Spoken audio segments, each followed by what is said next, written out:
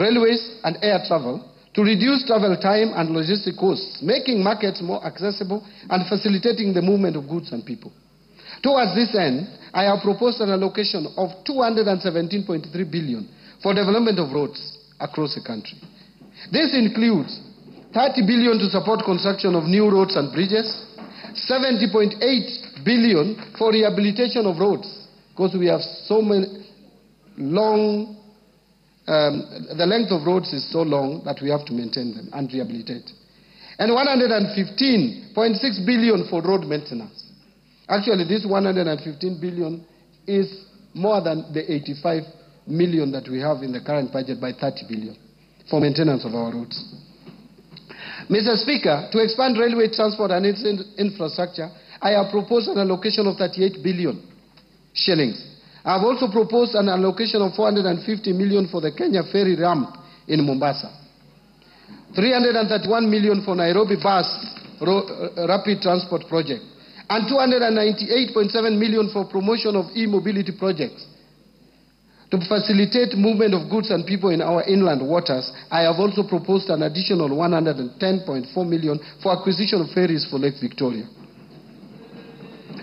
Mr. Speaker, to scale up production of reliable and affordable energy, I have also proposed an allocation of 62.8 billion to cater for key energy interventions. This includes 31.6 billion for the national grid system, 16.3 billion for rural electrification, 11.6 billion for development of geothermal energy, 2.1 billion for alternative energy technologies, and 743 million for development of nuclear energy. Let me now talk about improving education outcomes. Mr. Speaker, the education sector plays a vital role in economic development by enhancing human capital, driving innovation and improving productivity. To this end, the government continues to invest in education to raise learning outcomes and ensure equal opportunities for all. Mr. Speaker, I have proposed a total allocation of 702.7 billion to the education sector, which is almost 28% of our entire budget. This will include an allocation of 387.2 billion to the Teacher Service Commission. The allocation for TSC will include 7.2 billion for recruitment of intern teachers and 980 for capacity building of teachers on competence-based education curriculum. Further, I have proposed an allocation of 7 billion for free primary education, 28.9 billion for junior secondary school capitation, and 51.9 billion for free day secondary education.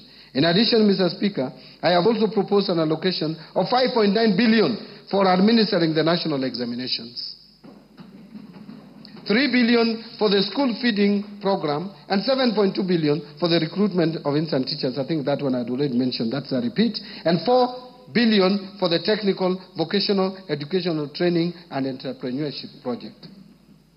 Mr. Speaker, to enhance infrastructure development and provide a safe learning environment in our schools, I have proposed an allocation of 1.7 billion for primary and secondary schools infrastructure, and 1.4 billion for construction and equipping of technical training institutes and vocational training centers.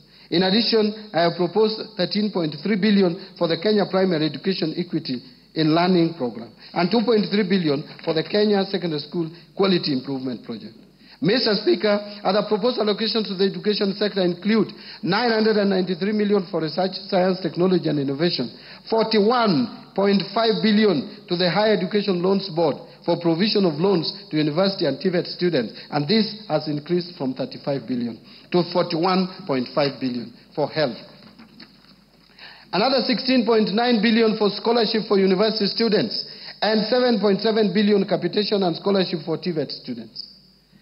In supporting manufacturing for job creation, Mr. Speaker, to continue promoting local industries, I have proposed an allocation of 18 billion under various implementing ministries, departments and agencies. Out of this, 4.5 billion will support establishment of county integrated agro-industrial parks in various counties. 2.8 billion for supporting access to finance and enterprise recovery, what we call SAFER project. 602 million for a development of Athi River Textile Hub. 705 million for establishment of flagship export processing zones hubs. 504 million for development of special economic zone textile park in Naivasha. And 798 million for Kenya jobs and economic transformation. Mr. Speaker, in order to revitalize and maximize the benefits from our cash crops, I have proposed 2 billion for coffee cherry revolving fund and another 2 billion for coffee debt waivers. This is up from the 3 billion that was allocated to this subsector in the last financial year's budget. Another 1.5 billion for sugar sector reforms and 120 million for modernization and revitalization of cotton ginneries, and 245 million for horticultural produce compliance enhancement project. Mr. Speaker, to support local production and processing of edible oils, I have proposed an allocation of 300 million for the National Edible Oil Crops Promotion Project. Mr. Speaker, to enhance milk processing, I have proposed an allocation of 400 million for excess milk mop-up and 150 million for modernization of milk processing factories in Runyenjes and Narok. Mr. Speaker, to equip our youth with essential training and internship opportunities in trade and industry, I have proposed an allocation of 330 million for the Kenya Industry and Entrepreneurship Project. Another 500 million for the construction of industrial research laboratories and 109 million for constituency industrial development centers.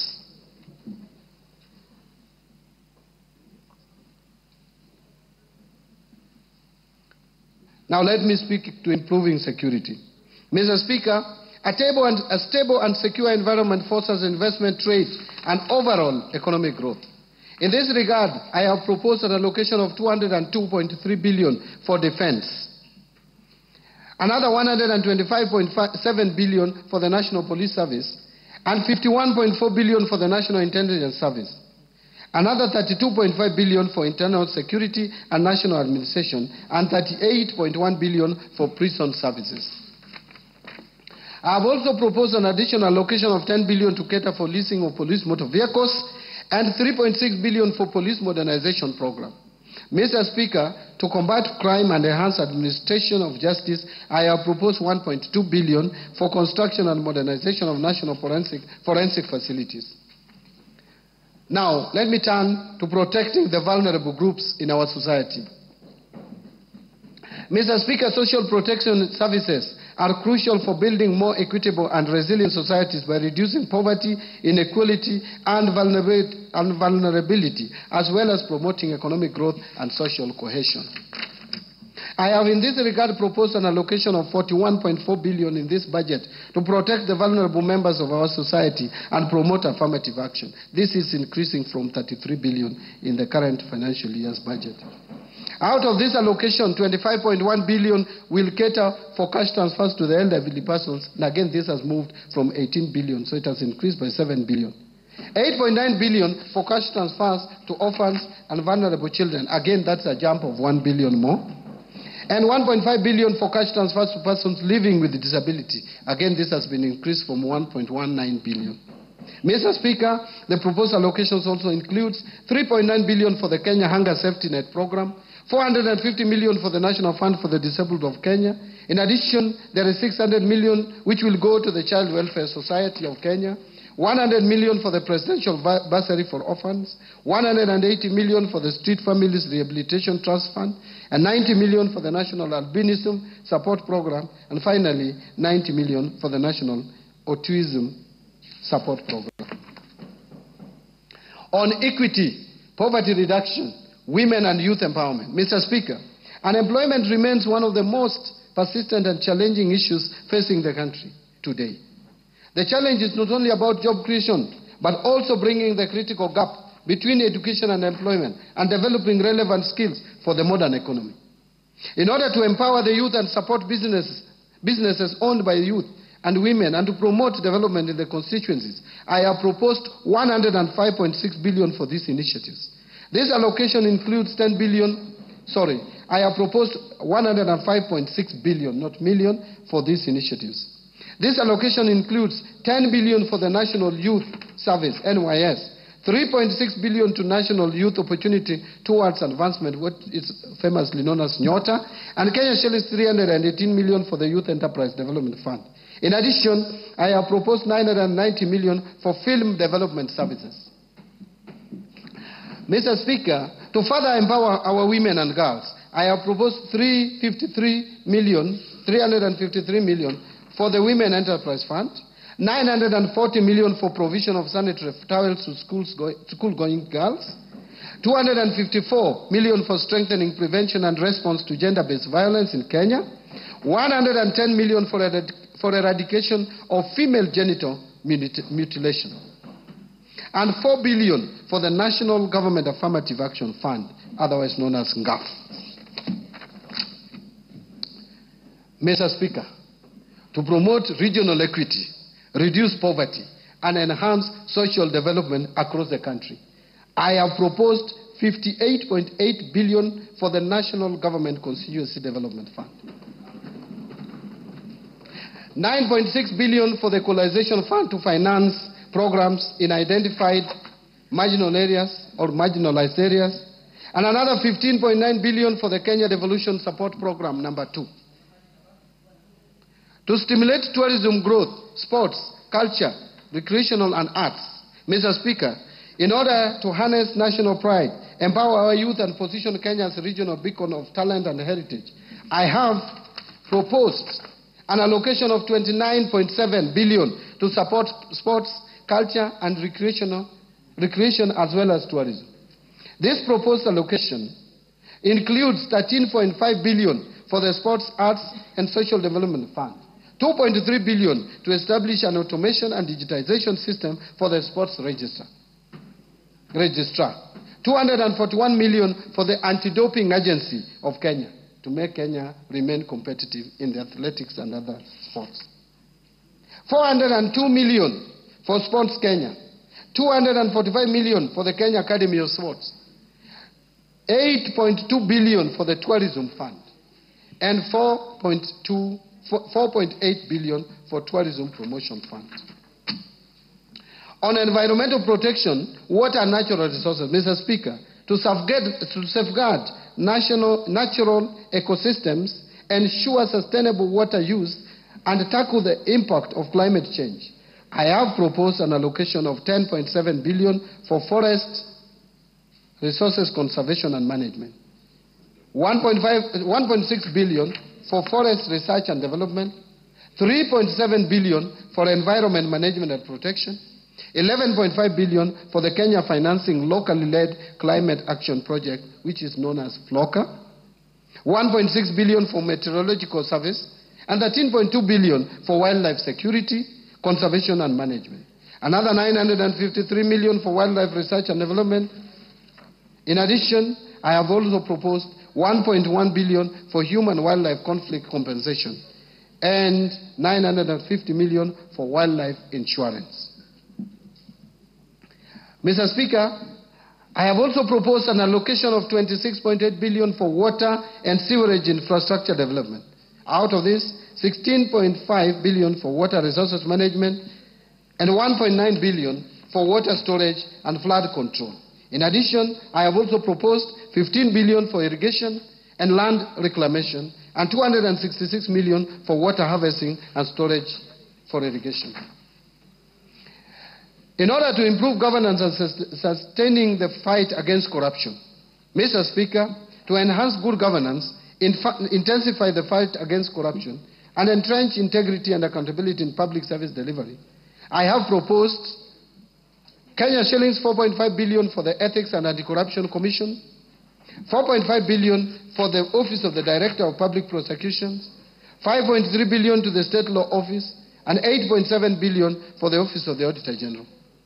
In addition, Mr. Speaker, to enhance the oversight and legislative role of Parliament, I propose an allocation of 48 billion for Parliament.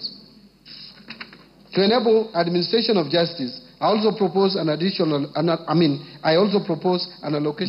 27.8 billion for the judiciary. Now let me turn to allocation to county governments.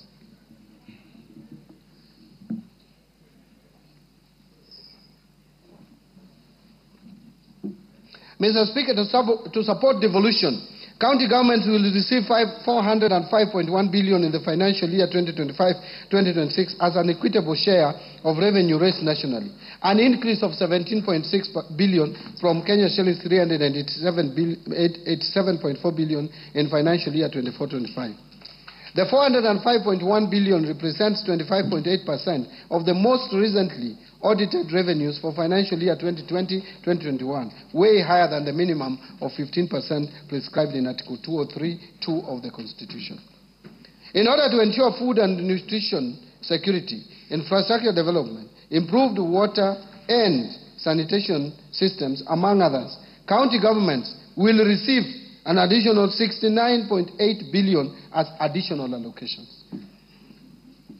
Equalization Fund. Mr. Speaker, to support implementation of projects in the marginalized areas, 7.85 billion has been proposed as an allocation to the Equalization Fund in the financial year 2025-2026, and an additional 2.74 billion to settle outstanding arrears owed to the fund. Mr. Speaker, now allow me to speak to measures to enhance county government's own source revenue. Mr. Speaker, the own source revenue policy recommended the development of a national framework legislation to regulate the introduction of taxes, fees, and charges by county governments. Consequently, the National Treasury and other stakeholders developed the County Government Revenue Raising Process Bill, which is currently before Parliament for consideration. Again, I urge the Honourable House to consider the bill and prioritize its enactment. Mr. Speaker, now let me turn to taxation measures. Mr. Speaker, I will now turn to tax policy measures supporting the financial year 2025-2026. These measures include proposals contained in the Finance Bill 2025, as well as the customs duty measures agreed upon by the East African Community Ministers for Finance during the East African Community pre-budget meeting held in May this year, which I personally attended. These measures are set to take effect from 1st July 2025. Mr. Speaker, the freedoms we enjoy in this country have not come easy. In the last couple of years, Kenyans have spoken clearly and loudly on the desired direction in development of policy and governance of taxation. In 2023, the minority side in Parliament, supported by the efforts of the then ODM chairman, protested against the Finance Act of 2023.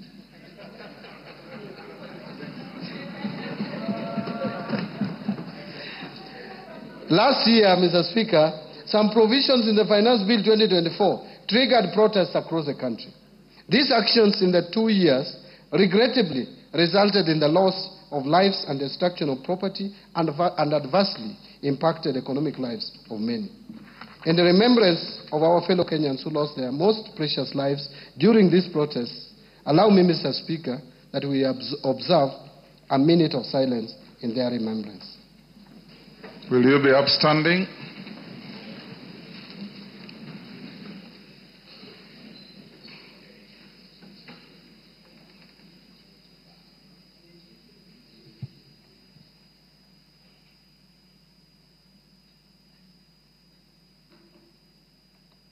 May their souls continue resting in eternal peace.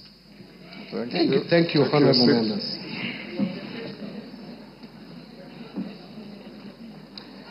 Mr. Speaker, no life should be lost and no property should be destroyed again. The message from Kenyans was clear. Since I took office at the National Treasury and Economic Planning, I assured Kenyans that we shall strive to reduce tax burden. In this respect, the Finance Bill of 2025 has neither proposed new taxes nor raised any tax rates. Instead, we have chosen to enhance tax revenue collection through administrative reforms by simplifying and streamlining tax laws to make them clearer and easier to implement, thereby improving taxpayer compliance. The process also involves rationalization of tax expenditure to enhance equity and fairness. Mr. Speaker, the revenue foregone through tax incentives or tax expenditure has increased significantly, rising from Kenya shillings 393.1 billion which is equivalent to 2.9% of GDP in 2022, to 510.6 billion, which is equivalent to 3.4% of GDP in 2023. To reverse this trend, the Finance Bill of 2025 proposes reforms to rationalize tax expenditures so as to promote equity, fairness, efficiency, and reduce distortions within the tax system. The proposed reforms are in line with the national tax policy and the medium-term revenue strategy, which this Honorable House passed. So, Mr. Speaker, from the proposed reforms, we expect to raise Kenya shillings 30 billion more as additional revenue. Mr. Speaker, customs measures agreed upon by East African community ministers during the pre-budget meeting are intended to protect our industries and ensure they access raw materials and inputs at affordable prices. The meeting allowed Kenya to import tea packaging materials at a lower duty rate of 10%. In addition, Kenya was granted an extension of duty remission to import wheat at the rate of 10%. These measures will support our wheat and tea farmers. Mr. Speaker, I will begin with the customs measures and later provide highlights on the proposed amendments of tax laws in the Finance Bill of 2025. On customs measures, to meet the local demand of rice, Kenya was allowed to extend the stay of application on the East African Community Common External Tariff and import rice at the rate of 35% or USD 200 per metric ton, whichever is higher, instead of the common external tariff rate of 75% or USD 345 per metric ton. Mindful of wheat farmers in Kenya, East African community ministers agreed on duty remission of wheat at a rate of 10% instead of the common external tariff rate of 35%, provided the millers who intend to import wheat under the duty remission must first purchase locally produced wheat. Mr. Speaker, to promote local assembly of telecommunication equipment, Kenya was granted an extension of duty remission on inputs for assembly of telecommunication devices, including mobile phones, laptops, and tablets. Mr. Speaker, in order to reduce the production cost of animal feeds, Kenya requested for an extension to import inputs for production of animal feeds duty-free under the East African Community Duty Remission Scheme, which was granted. We urge the producers of animal feeds to apply for the remission. Mr. Speaker, the leather sector is one of the priority value chains under BETA. To support local producers of leather and leather products, Kenya was allowed to extend the stay of application on the common external tariff rate and apply import duty rate of 35% on leather products. To promote tanneries to supply local manufacturers with high-quality leather, Kenya was allowed to import chemicals for leather processing under duty remission. Mr. Speaker, to support local assembly of transformers, which is critical to energy distribution, the East African community ministers approved Kenya's request for a tariff split on transformers to provide for a distinction between fully built and unassembled transformers. Currently, it is one line, tariff line, and it is very difficult for us to separate and incentivize either of them. So, Mr. Speaker, to support the local assemblers of cranes, Kenya was granted approval to import inputs for assembly of cranes duty-free under duty remission.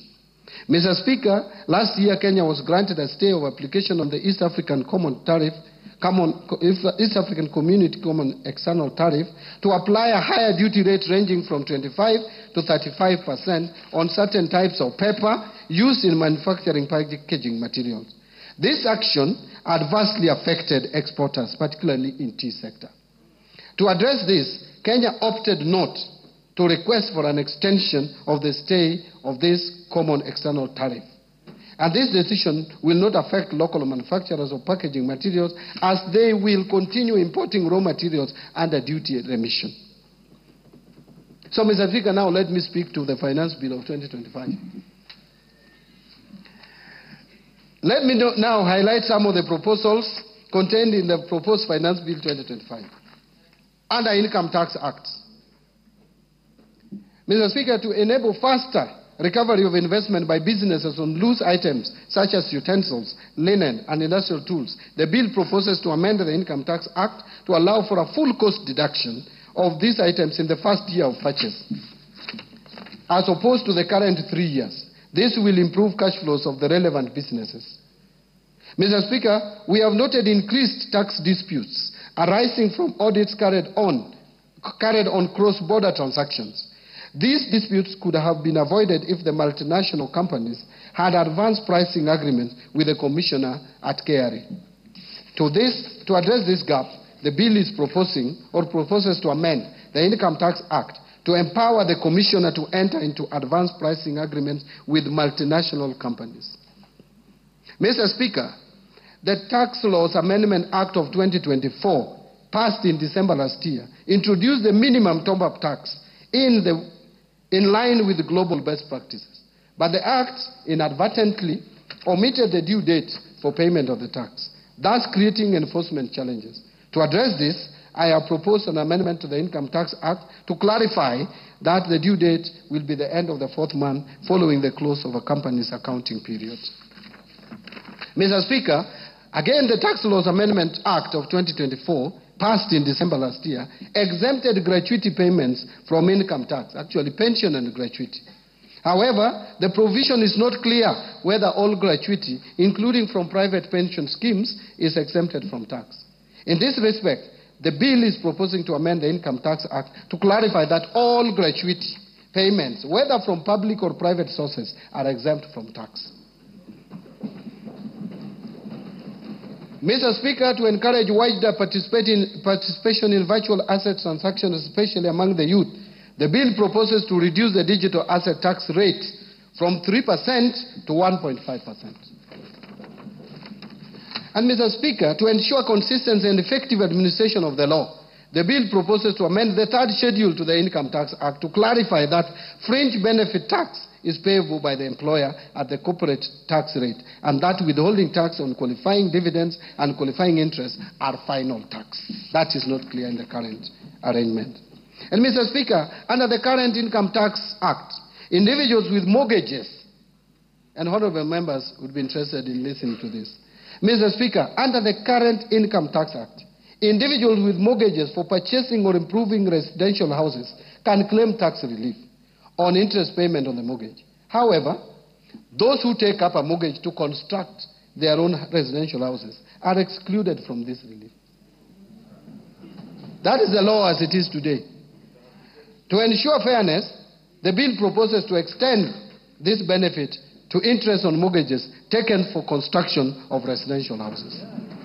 This will support home ownership and align with the better pillar on affordable housing. Mr. Speaker, the current tax-free daily subsistence allowance of $2,000 for private sector employees on official duties outside their usual workplace is lower than that of the public sector employees.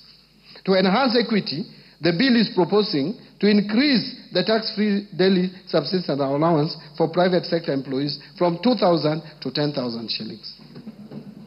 Mr. Speaker, Kenya has an opportunity to strengthen its position as a regional financial hub. In this respect, the bill proposes amendment to the Income Tax Act to provide that companies certified by the Nairobi International Financial Center Authority, NIFCA, that invest new capital of at least $3 billion over a period of 3 years to pay a reduced corporate tax rate of 15% for the first 10 years and 20% for the subsequent 10 years. The companies qualifying for this will be required to employ Kenyans at senior management level.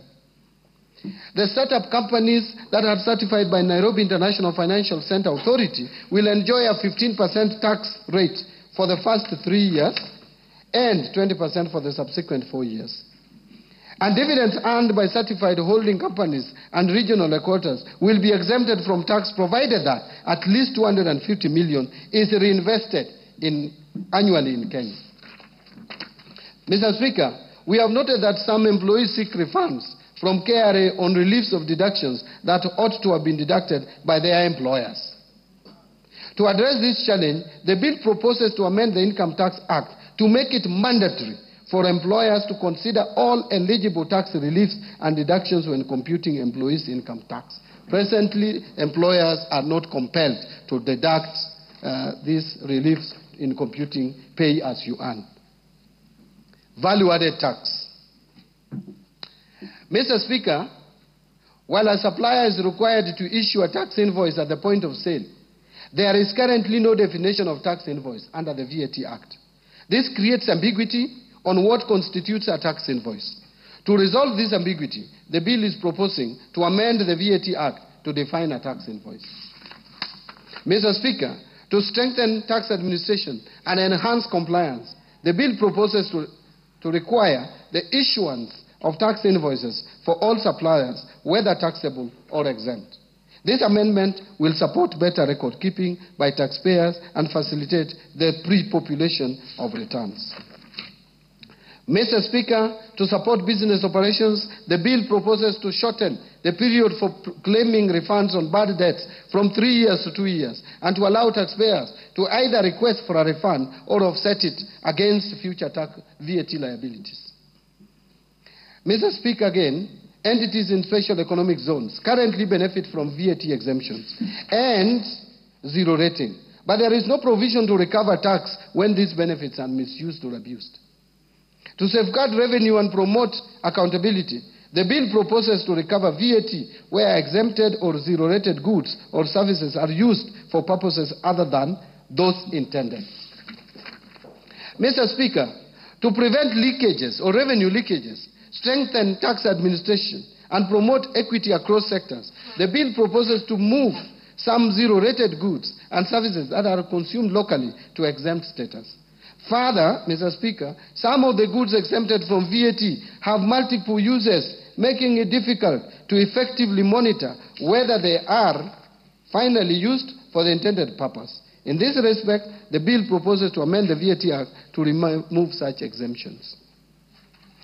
Under excise duty, Mr. Speaker, to minimize tax disputes relating to classification of locally produced accessible goods, the bill proposes an amendment to the Excise Duty Act to clarify that the East African Community Common External Tariff and its classification rules shall apply to all accessible goods, both imported and locally manufactured.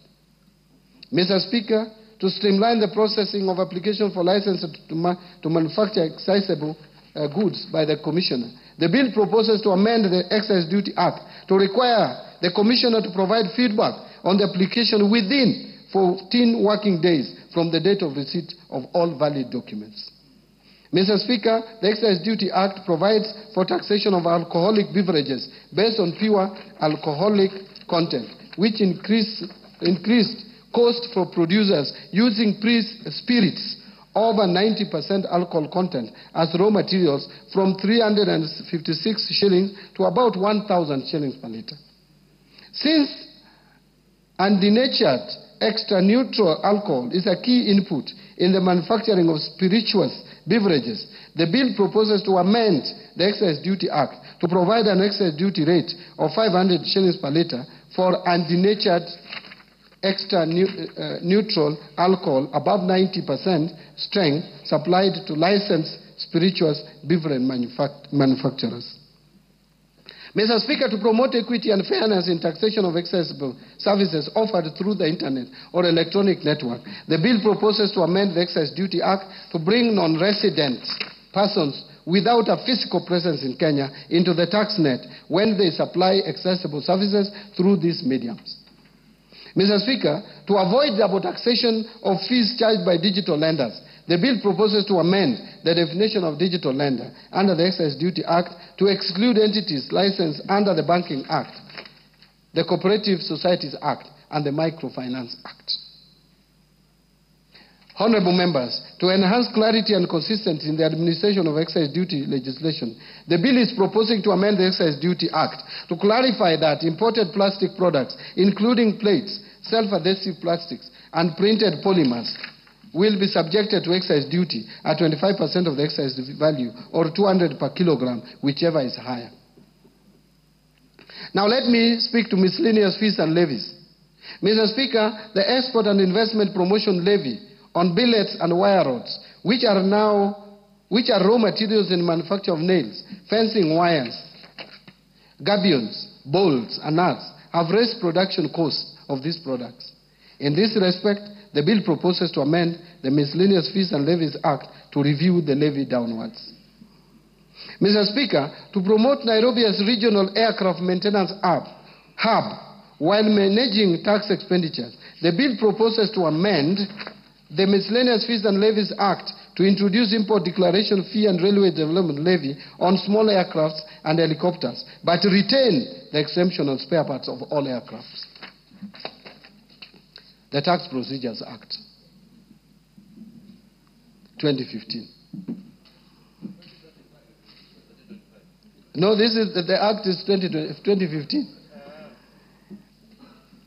Mr. Speaker, to enhance the Commissioner's ability to recover unpaid taxes from non-residents, the bill is proposing to amend the Tax Procedures Act to expand the scope of agency notices to include non-resident persons. Mr. Speaker, and this is controversial, to close a loophole that hinders enforcement of tax compliance and ensure timely revenue collection, the bill proposes to amend the Tax Procedures Act to clarify that enforcement of tax collection when a tax appeals to be done or a court judgment on tax dispute is in favor of the Commissioner shall only be suspended where a stay order has been granted. That is not the one that I thought I was going to read. The controversial one is yet to come. Mr. Speaker, to remove the financial and legal barriers that may hinder effective enforcement of recovery of unpaid taxes, the bill proposes to amend the Tax Procedures Act to provide that property transfers made by or to the Commissioner in recovery of tax liabilities be exempted from stamp duty.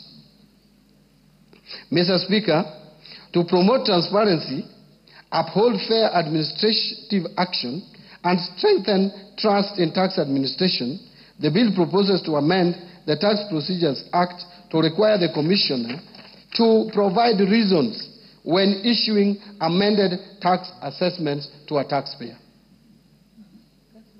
so that we avoid misuse of Kenya Revenue Authority for political reasons, where they just sit and tell you that 3 years ago you did not pay such and such, and yet you had already been cleared for tax purposes. Reasons must be provided.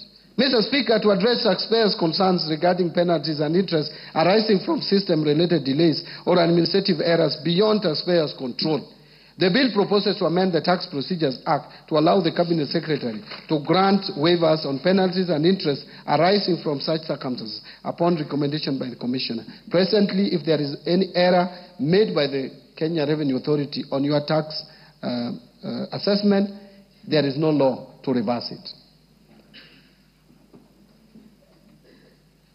So in conclusion, Mr. Speaker and fellow Kenyans, we have experienced a wide range of challenges as a nation in the past 2 years. In navigating these trying times, we have demonstrated exceptional resilience and remained steadfast in our development and democratic journey. Kenyans have demonstrated commendable patience and resilience as the government continues to fulfill its commitments to improve livelihoods through the implementation of Better. And under the leadership of His Excellency the President, Dr. William Samoei Ruto, we have made meaningful progress in advancing our development agenda, promoting inclusion, fostering national unity, and working together to build our nation and renew the spirit of patriotism. Mr. Speaker, the budget I have presented today has been thoughtfully prepared to navigate the delicate balance of competing interests while adhering to our fiscal consolidation plan. Mr. Speaker, I am confident that the policies and structural reforms I have outlined provide a solid foundation for sustaining our socio-economic transformation. These measures are designed to stimulate job creation, strengthen our economic recovery, and ease the cost of living. I therefore call upon honorable members and all Kenyans to support the implementation of the budget as we work together in pursuit of shared prosperity.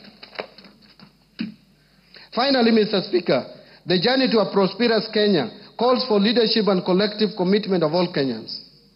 Last year, the Orange Democratic Movement joined hands with the United Democratic Alliance under Kenya Kwanza to form a broad-based government. This unity has brought renewed peace and stability to Kenya and fostered inclusive development beyond tribal lines.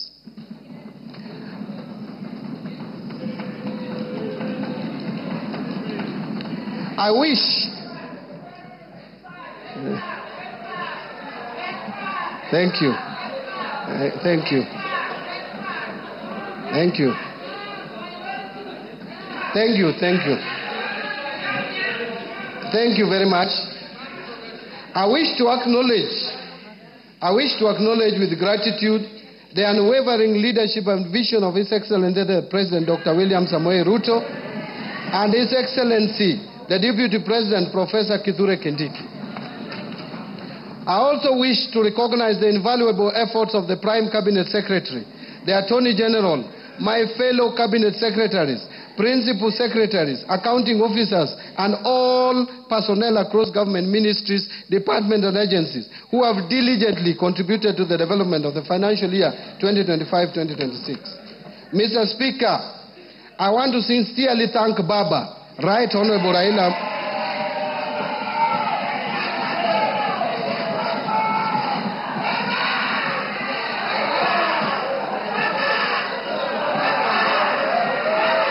Thank you, honorable members.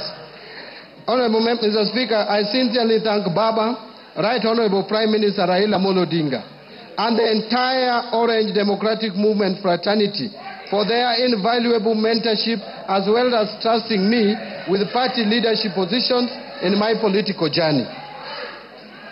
But, Mr. Speaker, I will not forget that I served the people of Suba South constituency as their elected representative for a period of 15 years and a further 2 years as nominated member of parliament before my appointment to the cabinet.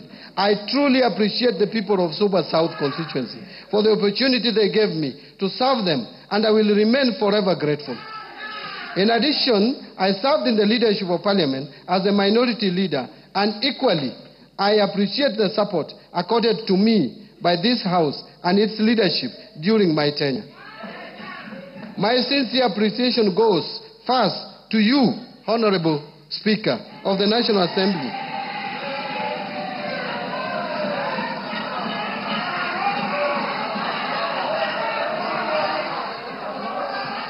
And your counterparts in the Senate, the majority and minority leaders, and the entire House leadership, including respective clerks, supporting the approval process of the financial year 2025-2026 budget. Second, to honorable chairs and members of both the Budget and Appropriations Committee and the Finance and National Planning Committee and all the other departmental committees of this House, as well as the staff of Parliamentary Budget Office for their constructive inputs and leadership during the approval process of this budget. Third, my colleagues at the National Treasury and Economic Planning, led by Dr. Chris Kipto, the Principal Secretary for the National Treasury, Dr. Boniface Barasa Makoha, the Principal Secretary for the State Department for Economic Planning, and Mr. Cyril Wagunda Odede, the Principal Secretary for Public Investments and Assets Management, for their commitment, dedication, and support in the preparation of this budget. Fourth, special appreciation goes to Mr. James Muhati, the former Principal Secretary for the State Department for Economic Planning, for his unwavering commitment and invaluable support during the first half of the financial year. His dedication and strategic leadership greatly advanced the ministry's mandate and played a pivotal role in shaping key national economic planning initiatives. Fifth, my appreciation goes to the Governor of the Central Bank of Kenya, the Commissioner General of the Kenya Revenue Authority, as well as the management and staff of both institutions, the financial sector regulators, and other MDAs for their valuable contributions to the budget process. Sixth, my gratitude goes to our multilateral and bilateral development partners for their continued technical and financial support.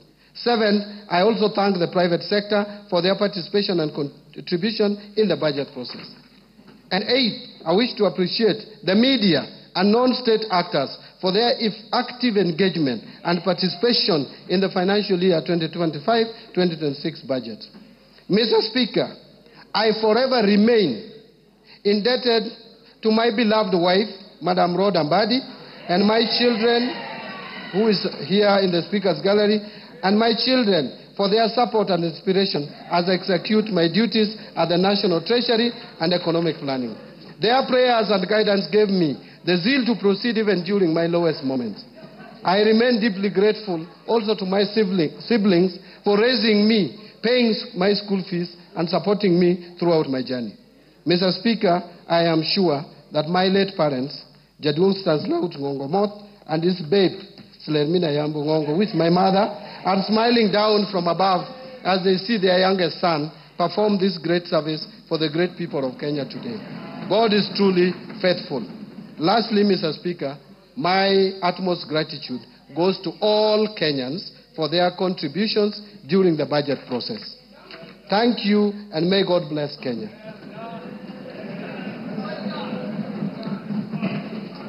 Mr. Speaker, before I resume my seat, you will recall that I have already submitted to this House the budget estimates and the Finance Bill 2025, together with the accompanying documents as required by the Public Finance Management Act 2012. Today, I further submit the following documents for this August House and request that you graciously receive them. 1, budget statement for the financial year 2025-26. 2, the 2025 budget policy statement. 3, estimates of revenue, grants and loans for the financial year 2025-2026. 4, financial statements for the financial year 2025-26. 5, medium-term debt management strategy 2025.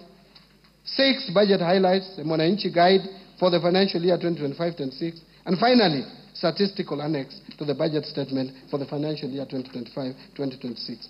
Thank you, Honorable Speaker. Thank you, honorable members.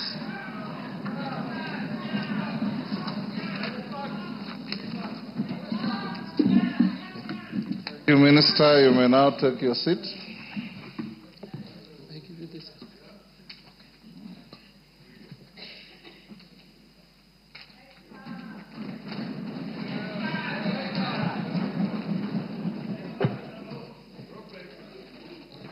Thank you, CS, for just above 2 hours well spent in presenting your first budget highlights to this House. Honorable members, I wish to thank the Cabinet Secretary for the National Treasury and Economic Planning for ably making a public pronouncement of the budget policy highlights and the revenue-raising measures for the national government for the financial year 2025-2026 and the medium term. I confirm that in conformity with the provisions of Section 39 and 39A of the Public Finance Management Act, Cap 412A, and the Standing Order 244C, the Cabinet Secretary had already submitted to the National Assembly the relevant legislative proposals necessary to actualize the revenue-raising measures to finance the 2025-2026 budget. This has since culminated in the Finance Bill 2025, which is under consideration by this House.